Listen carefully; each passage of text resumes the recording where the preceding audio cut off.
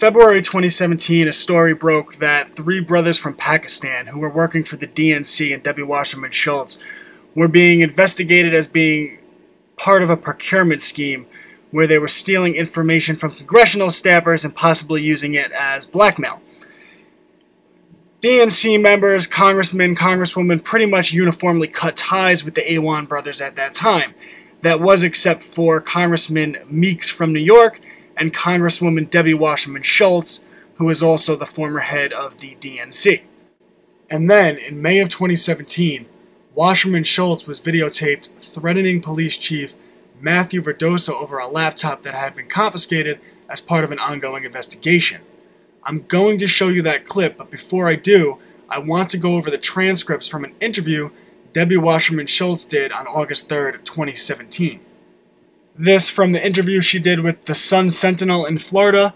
Exclusive. Wasserman Shultz talks about arrested aide Awan, dated August 3rd, 2017.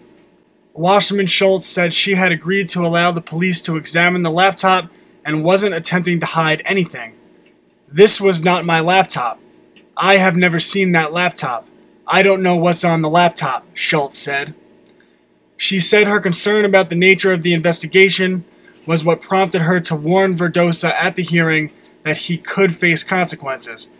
I was trying to get more information. I wanted to make sure they were following the rules. Shultz claimed that this is not my laptop. I have never seen that laptop. I don't know what is on that laptop. Is inconsistent at best. I'm going to show you a clip from May 2017 where she interrogates Police Chief Matthew Verdosa regarding his right to confiscate and keep the laptop. During the interrogation, notice that she says, not associated with any case. She was well aware that the Awan brothers, Awan, was associated with the police investigation. Therefore, by her claiming the laptop was not associated with any case, she's implying that the member she is referring to is herself. Listen and judge for yourself. I'd like to know how Capitol Police handle equipment that belongs to a member or a staffer that's been lost within the Capitol complex and found or recovered by one of your officers. What happens? Sure. Well, it's processed on what's called a PD-81, which is a property record. And depending on the property, depending on how if you can legitimately determine ownership, then it's generally turned back over to the owner of the property. If it's part of an ongoing case, then there are other things that have to occur for that to happen. So if a member says that they have equipment that's been lost and you find it, it would be returned to the member? In the general sense, yes. Okay. You have to be able to positively identify the property and be able to establish ownership. Right. And if ownership is established? If it's part of an ongoing case, then there are additional things that need to be done. But if the member owns the equipment and there is no ongoing case related to that member, then the equipment is supposed to be returned. Right. In a general sense, yes. No, I mean in a specific sense. If the member loses the equipment, says they lose the equipment, and it is found by the Capitol Police, it is supposed to be returned. If ownership has been established, right, it'll be returned. If it's subject to an ongoing investigation, there are additional things that need to be returned. But not an ongoing investigation related to the member. If the equipment belongs to the member, it has been lost, they say it's been lost, and it's been identified as that member's, and the Capitol Police is supposed to return it. Correct? Well, it's not I can't give a yes or no answer on that because I know it's a simple yes or no answer. If a member loses the equipment and it is found by the Capitol Police or your staff, and it is identified as that member's equipment, and the member is not associated with any case, and that is their equipment, it is supposed to be returned. Yes or no? Depends on the circumstances. And if the circumstances I don't understand how that's possible. The member's equipment is member's equipment. Under my understanding, the Capitol Police is not able to confiscate members' equipment when the member is not under investigation. It is their equipment, and it's supposed to be returned. Well, I think there's extenuating circumstances in this case, and I think that working through my counsel and necessary personnel, if that in fact is the case, and with the permission of, through the investigation, we'll return the equipment. But until that's accomplished, I can't return the equipment. I think you're violating the rules when you conduct your business that way, and should expect that there would be consequences. Oh, what a tangled web we weave, when at first we practice to deceive. Notice in the video that Wasserman Shultz explicitly says that equipment cannot be confiscated if a member is not under investigation. It was known that the Awan brothers were under investigation. Therefore, Shultz clearly, explicitly implied that the laptop was not that of the Awan brothers, that the laptop did in fact belong to her. Imran Awan would be arrested attempting to leave the country in July of 2017. And although Awan had been fired by almost all other members of the DNC, he was still working for Wasserman Shultz in July of 2017 when he was arrested.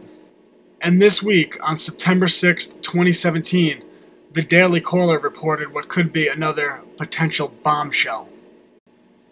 Exclusive. Police report indicates Wasserman Shultz IT aide planted computer for investigators to find. September 6th, 2017. This from a police report reviewed by the Daily Caller. On April 6th, 2017 at 2100 hours, with the building closed to the public, AOC informed USCP Rayburn offices of an unattended bag in the phone booth on the second floor. The officer reviewed the open contents visible bag and prepared a found property report. While reviewing the inventory of the bag contents, the officer found, number 1, a Pakistani ID card with the name of Muhammad Ashraf Awan. Number 2, a copy, not original, of a driver's license with the name Imran Awan. Number 3, a copy, front and back, of his congressional ID. Number 4, an Apple laptop with the home screen initials Rep DWS, Debbie Wasserman Shultz. Number 5, composition notebooks with notes handwritten saying attorney-client privilege and possibly discussing case details below. Number 6, loose letters addressed to U.S. Attorney of D.C. discussing the apparent owner of the bag being investigated. Approximately 3 or 4 months ago, officer was requested by SAA as police presence of 4 individuals being interviewed, including the bag owner. It is unknown to the officer whether he is still employed. It appears that the Awan brothers turned on Debbie Wasserman Shultz for reasons unknown. We could assume their survival instincts kicked in. Clearly, Debbie Wasserman Shultz is very threatened by whatever content is on the laptop in question. This from Zero Hedge, September 7th, 2017. Wasserman Shultz is apparently so worried about the content of her laptop getting out that she's hired outside counsel to prevent it from happening. Even though the laptop was allegedly used only by an IT aide who worked for numerous members, Wasserman Shultz has hired an outside counsel, William Pittard, to argue that the laptop not be examined. Pittard argued that the speech and debate clause, which only protects members' information directly related to legislative duties, should prevent prosecutors from examining the laptop's contents, the DCNF has learned.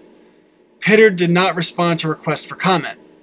Pittard, a partner with Kaiser Dillon, is the former acting general counsel of the House. Hiring an outside counsel to argue the speech and debate clause on behalf of Wasserman Shultz is highly unusual, because the General Counsel of the House offers opinions on speech and debate issues for free. In summary, the Awan brothers may have turned on Debbie Wasserman Shultz, and may be willing to testify against Debbie Wasserman Shultz as part of a plea deal. Wasserman Shultz has been the right-hand woman of Hillary Clinton for a long time, and was the head of the DNC when Seth Rich was now infamously murdered. Wasserman Shultz denies that the laptop in question, that she questioned Police Chief Verdosa about, is her laptop. However, the contradictions in her statement suggest the laptop does belong to her. When she questioned Police Chief Verdosa, she stated that the laptop should be returned because the member who it belonged to was not under investigation. The Awans were under investigation, implying that the member is in fact Debbie Wasserman Shultz. that it's her laptop. Did you like this video? I hope that you did. The only thing that holds me back from making more and getting them out more often are restrictions on time. For as little as $1 a month, you could help free my time so I could get these reports out more rapidly, so that I could do deeper investigations into more corrupt people, and I could expose lies coming from our government and the corporate mainstream media. I love this country, and I see how corrupt some of the people who are in power are. Help me expose them. Help free my time. Go to www.patreon.com. God bless the Constitution. I'm going to keep fighting for it.